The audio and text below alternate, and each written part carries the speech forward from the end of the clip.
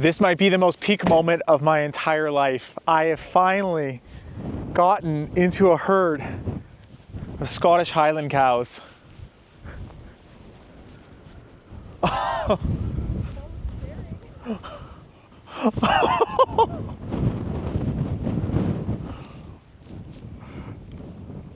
Look at this. This is so amazing.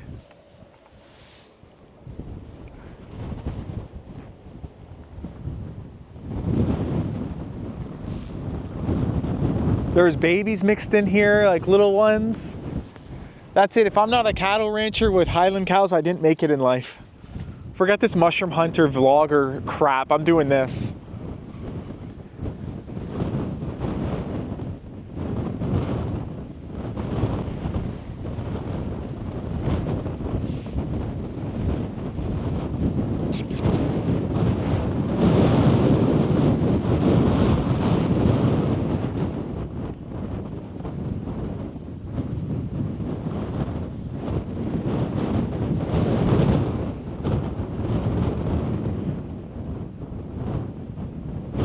It's okay. Come here. Come here.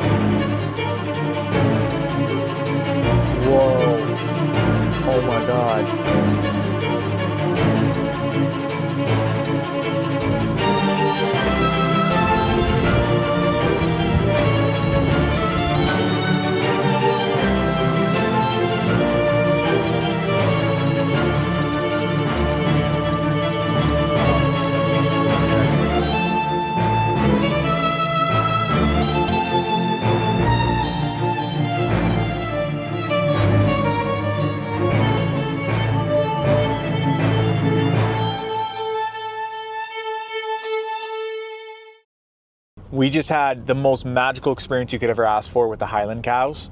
And that is such a good example that you don't want to go where all the tourists are, because you're not going to get that. Where we're showing up with Isle of Skye, when we were trying to get the Old Manor store, there was all these tourists everywhere, and it takes you out of the magic of it because everyone's frantically trying to take a picture or video, because it's really a once-in-a-lifetime type place for most people. So when we're around all these people, we found we couldn't really settle into the experience and enjoy it to its maximum. We didn't feel that magic until we got away from the people. Like when we were at the Ferry groves and you stepped away, you said that was the most magical experience you had just because no one else was there. There's no one else influencing it, because you're being polite, you want to make sure everyone gets a turn taking a picture, but you don't really get to settle into that feeling for yourself and get to know what it is. Versus out here, we're driving towards some standing stones, which is not a very heavily touristed thing. Standing stones, like, ooh. For us, that's the most exciting, because that's where the real magic is. That's where the druid energy, that Celtic, mysterious fairy energy lies. So we're going out to something a little bit different than what most people go to, and with the reward of that comes what we just had, where we didn't just get one or two cows across a fence. We were in the middle of a herd driving beside them. I've never even seen a shot like that where people are driving beside the Highland cows, literally could touch them. And then we're just standing there just chewing and watching us, and we got to spend about half an hour there just pretty much all to ourselves. A couple of cars went by, but no one else got out. It was just us. There's a lot more magic when you step away from the crowd and you go experience something for yourself. To me, that was really a peak experience here in Scotland.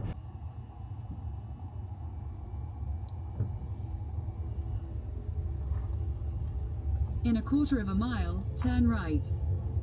Wow.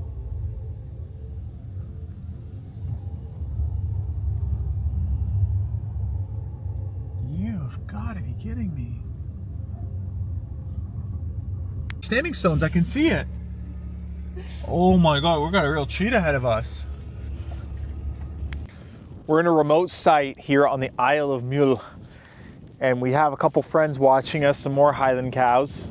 And the reason we pulled out to this site here, it's not just because we're doing a car commercial here. That's looking like it, but it's not the reason. We're here because just off in the distance over here with these Highland cows are some ancient standing stones. So we're gonna go see this, and we had to go right off trail through a few farm fields and fences to get out here. This is like some real off-road Scotland here. And you can see the gorgeous surroundings here, the water, the hills. Man, it's really hard not to say the word gorgeous when it comes to Scotland. Everywhere has been that. Got this Highlands cow watching me. It's funny with them too, is they just stare at you. They don't run, they don't seem to mind too much if you're close by. They just eat and look at you and have these nice little comb over bangs. Beautiful cows. And here's the stones now, look at this.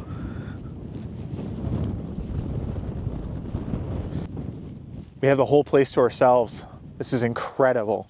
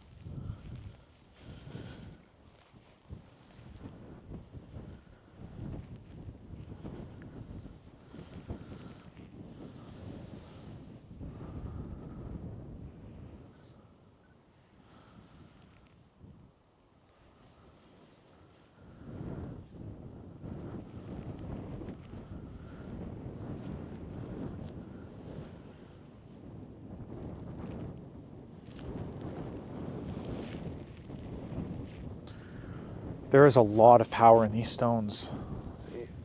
It's very unique energy here.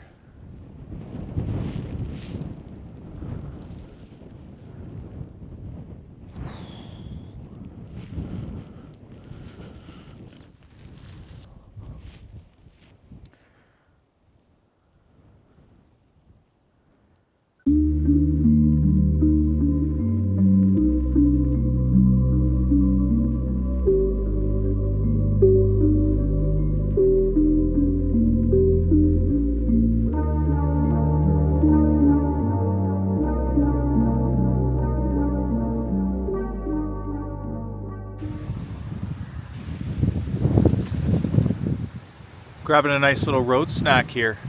Some fresh blackberries. This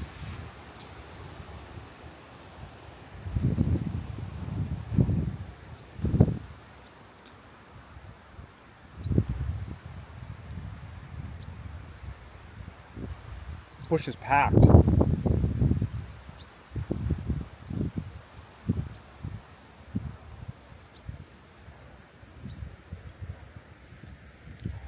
Wow.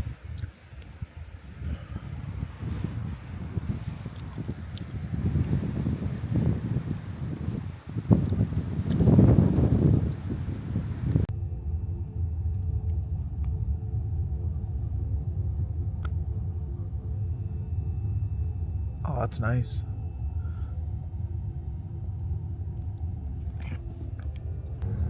That's really nice with the sailboats. The rock. Jeez, these are tight roads.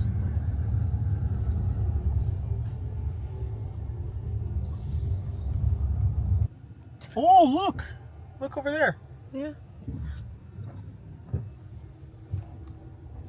Cafe Fish. Okay, stop here. Photo. This little town is called Tobermory. You can see they have these beautiful homes that are all decorated with these different colors, like these blues and pinks and reds. An old Gothic style church, and it has to do something with the idea of independence. That when they did become more independent in this town specifically, they painted all the houses this color to say, you know, we won. We won! We painted what we want. Real nice looking. I bet there's some amazing seafood here. Really cool spot. Hooked fish and chips. Oh, it's always so good.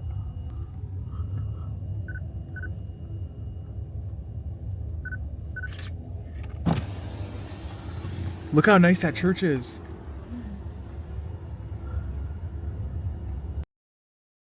One of the big reasons I wanted to come to Scotland was not only because of my ancestry of having Scottish blood in the body, and not just for the Scottish Highland Cows and the mountains and wanting to experience the cuisine of here, but it's also because I wanted to see what the mushrooms were like while I was here. And so far I haven't had a whole lot of time to mushroom hunt, but now that we're walking through this beautiful forest with these, it looks like white pine and mossy ground, we're in a good opportune place to find mushrooms, and I will show you one that I'm seeing right in front of me here.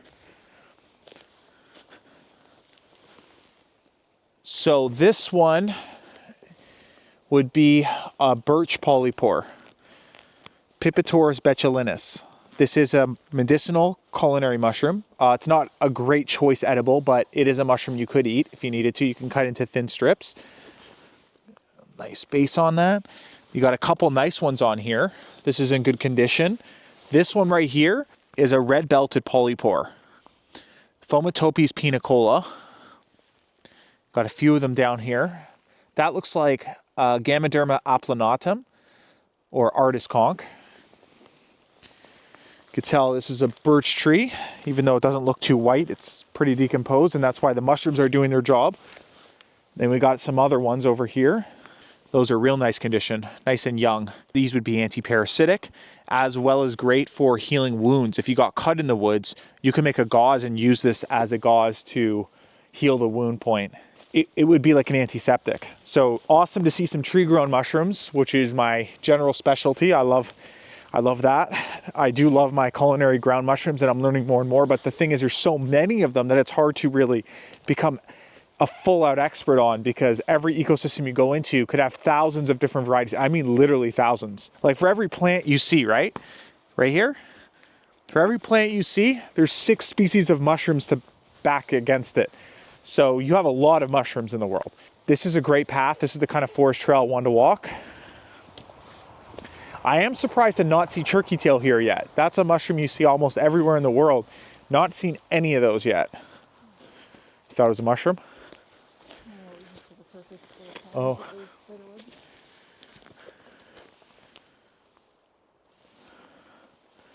We haven't seen too many forests that look like this.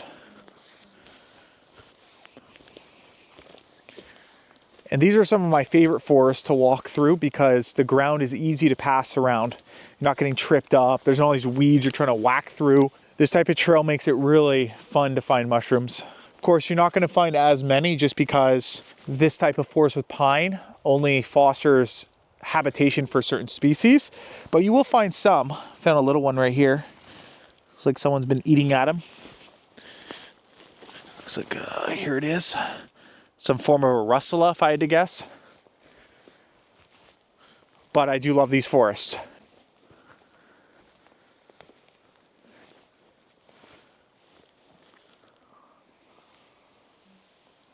This is creepy.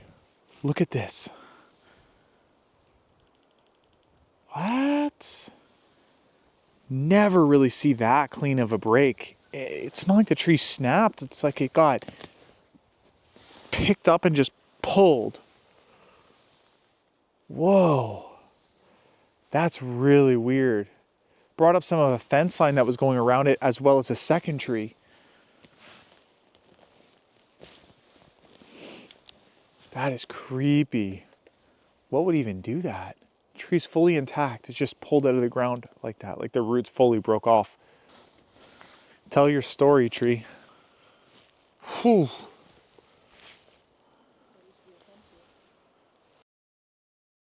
Next year or future times when we come to Scotland, we're thinking about doing van life. And this would be one of the best spots we have seen so far, right by the water. You see these mountain rocks that have come down from way up there at some point, I'm sure, and these sheep around it. We would park like right there, and you churn and you have this ocean inlet coming in right there with those beautiful Promethean mountains. I think this is probably the best spot we've seen as far as like beside a water.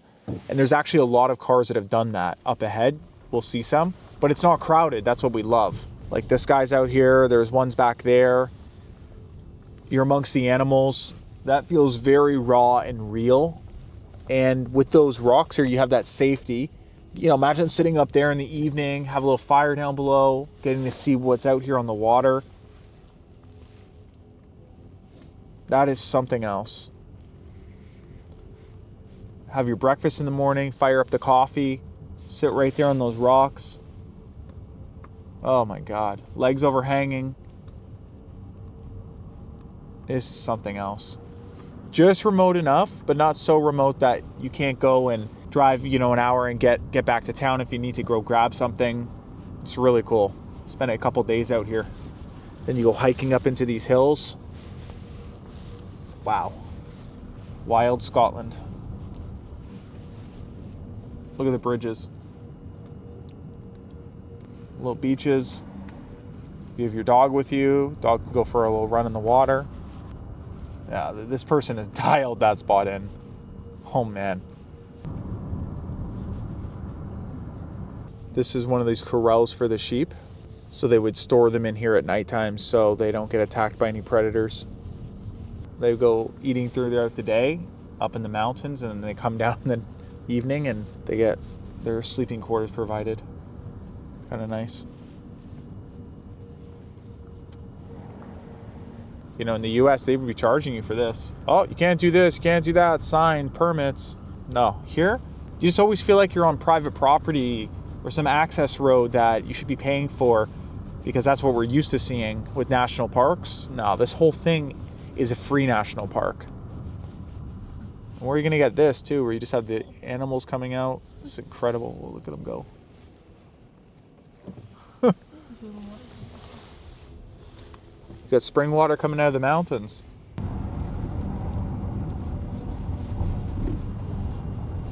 There's sheep up there too. Yeah, look up. Can you see the sheep way up there? Yeah.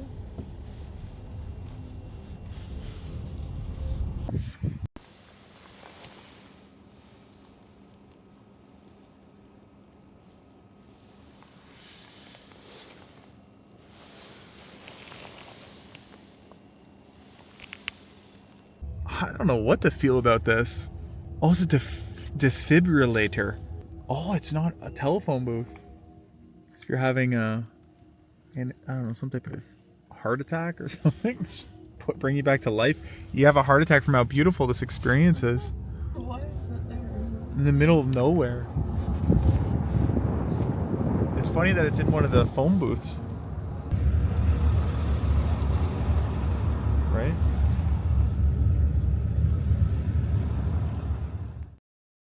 We're checking into our room. Beautiful room. I think this is probably one of the most nicely decorated rooms. I really like that Scottish plaid.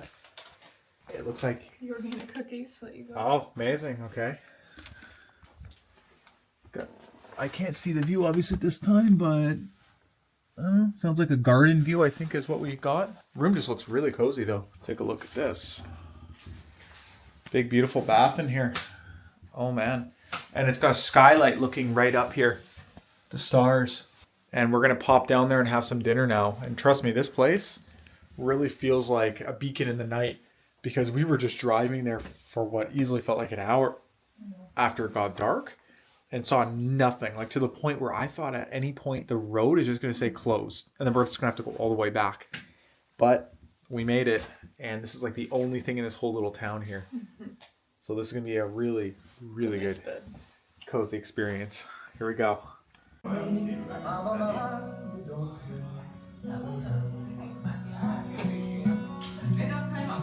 Side Such a beautiful restaurant. I mean, even the blue, the color of blue is like my favorite. Just a great energy. She's getting ready for a feast of a soup, and I'm getting ready for a feast of the Isle of Mull venison pie, which is something I've not had here in Scotland. It's like a pot pie, and I need something like that. Great ambience in here. Welcome to the giant puff. Literally the size of like my fist. Bigger. It's literally bigger than my fist.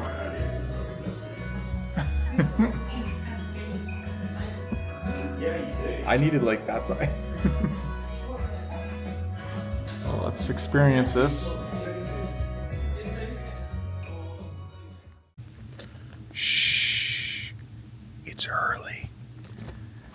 We're gonna have to leave now because we gotta get to the port. And it's really beautiful because there's no one and nothing out here except the Highland Cows moving in the distance. We're gonna go through the mountains. It's almost like blue hour, right after magic hour. And we slept great for such a short sleep. Here we go.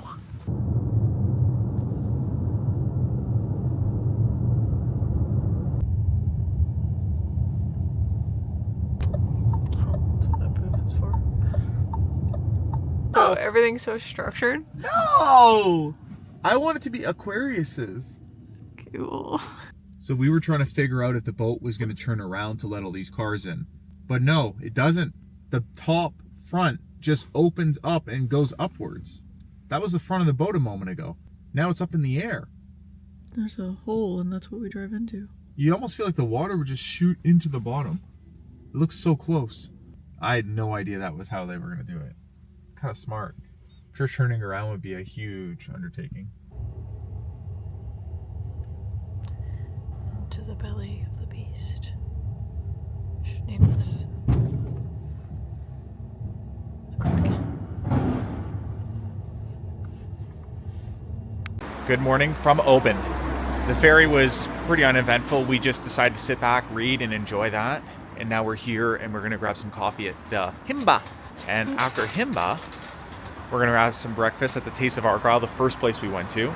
Okay, but remember this place? Really nice cafe. So here's where we're gonna grab some coffee from. Then we're gonna have some souvenirs. Finally, it's happening.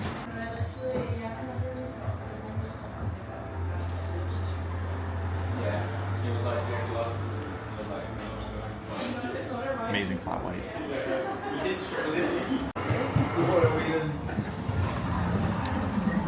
Shall we?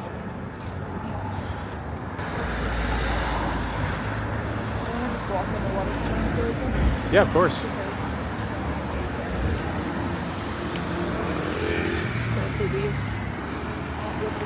Okay. We'll go check it out. Yeah, it's not free. Yeah. What madness is this? You get that magnet on your fridge? This is where we're considering getting some of our souvenirs. That one looks like a Yeti. I like that one.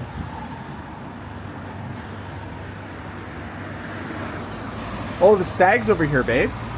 Look.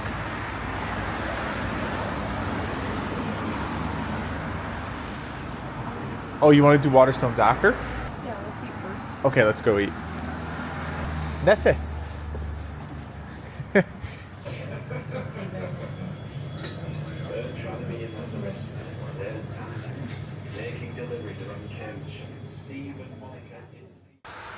This old building behind me is known as the Drover's Inn, and it's been here since 1705, and it's extremely haunted. It's well known to be all across Scotland. And the story is that about 40 years ago, my Uncle Johnny, who grew up in Scotland, just not far from here, had made his way over to here with his friend late night in the forest.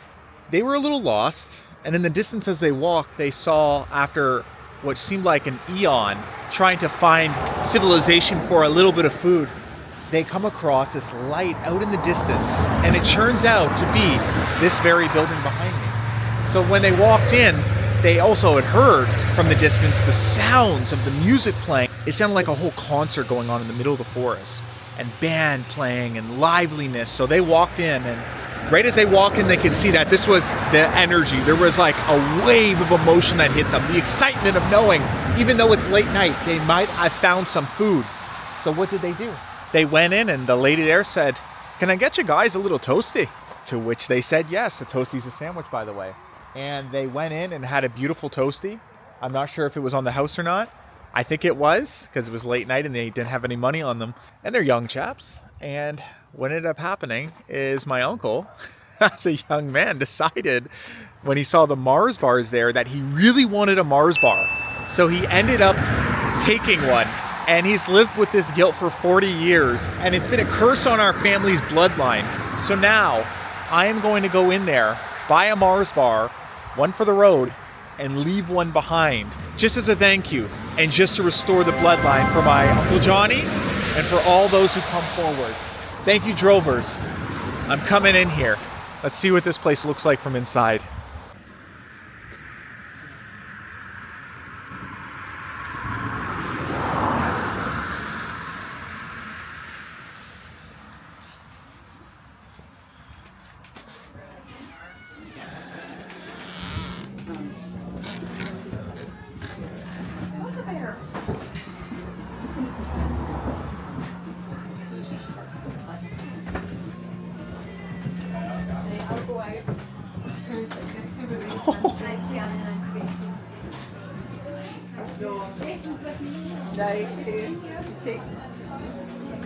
Oh my God.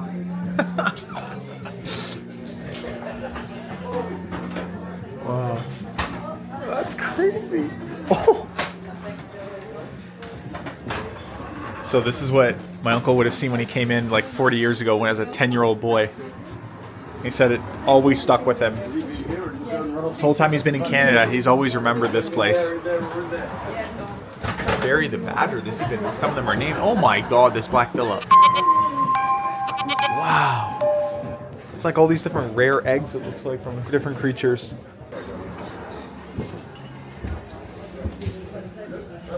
Oh man, this place looks wild. It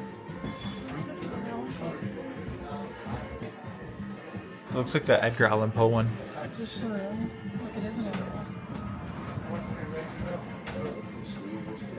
It is an animal. We're here at Glasgow University